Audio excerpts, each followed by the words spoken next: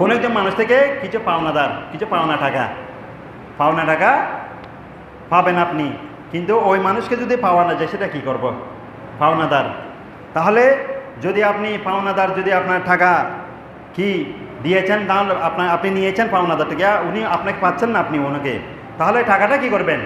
এটা শরীয়তের একটা মাসালা হচ্ছে, আপনি টাকাটা প্রায় 1 বছর পর্যন্ত তালাশ করবেন, ওই পাওনাদারকে কি করবেন?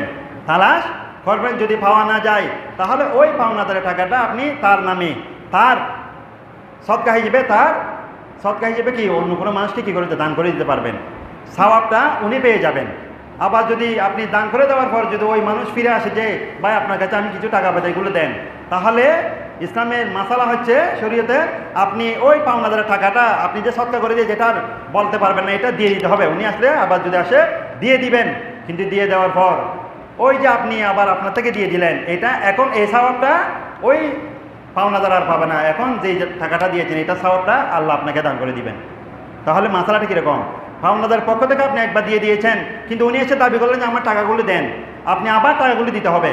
দেওয়ার পর ওই যে আপনি নিজের পকেট থেকে দিয়েছেন, সেই জন্য ওই সওয়াবটা এখন আপনার ভাগের মধ্যে আল্লাহ পাক দান করে